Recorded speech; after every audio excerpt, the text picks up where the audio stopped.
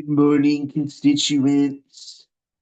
This is the president speaking. I shall now read from Matthew 23, verses 1 to 36. This is when Jesus denounces the hypocrisy of the scribes and Pharisees.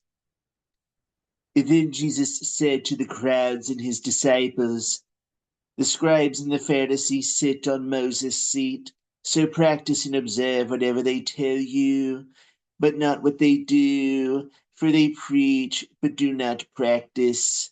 They bind heavy burdens hard to bear, and lay them on men's shoulders, but they themselves will not move them with their finger. They do all their deeds to be seen by men, for they make their phylacteries broad and their fringes long. And they love the place of honor at feasts, and the best seats in the synagogues, and salutations in the marketplaces, and being called rabbi by men. So, but you are not to be called rabbi, for you have one teacher, and you are all brethren. And call no man your father on earth, for you have one Father who is in heaven. Neither be called masters, for you have one Master, the Christ. He who is greatest among you shall be called your servant. Whoever exalts himself will be humbled, and whoever humbles himself will be exalted. But woe to you, scribes and Pharisees, hypocrites, because you shut the kingdom of heaven against men. For you neither enter yourselves, nor allow those who would enter to go in. Woe to you, scribes and Pharisees, hypocrites, for you traverse sea and land to make a single proselyte, and when he becomes a proselyte, you make him twice as much a child of hell as yourselves. Woe to you, blind guides, who say, if anyone swears by the temple, it is nothing. But if anyone swears by the gold of the temple, he is bound by his oath.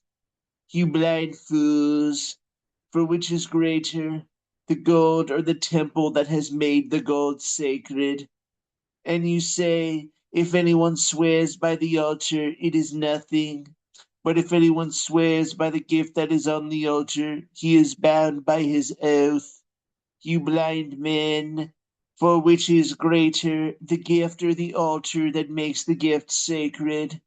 So he who swears by the altar swears by it and everything on it, and he who swears by the temple swears by it and him who dwells in it, and he who swears by heaven swears by the throne of God and him who sits upon it.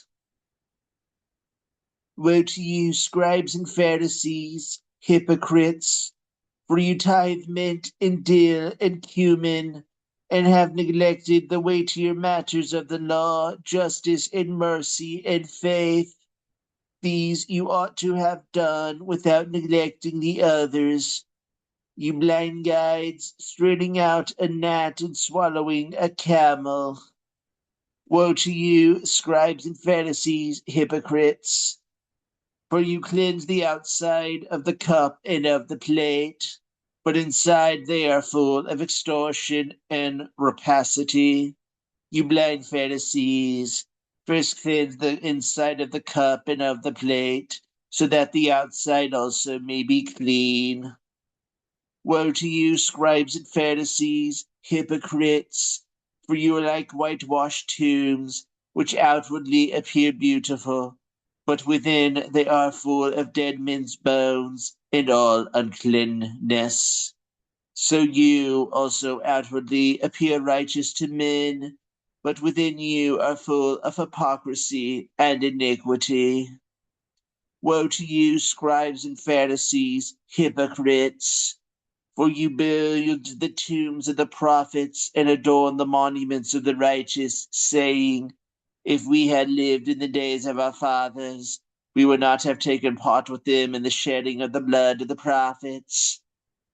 Thus you witness against yourselves that you are sons of those who murdered the prophets. Fill up then the measure of your fathers. You serpents, you brood of vipers, how are you to escape being sentenced to hell? Therefore I send you prophets and wise men and scribes, some of whom you will kill and crucify, and some you will scourge in your synagogues and persecute from town to town, that upon you may come all the righteous blood shed on earth, from the blood of the innocent Abel to the blood of Zachariah the son of Barachiah, whom you murdered between the sanctuary and the altar. Truly I say to you, all this will come upon this generation. Thus you have heard the greatest gospel reading ever in the history of great gospel readings.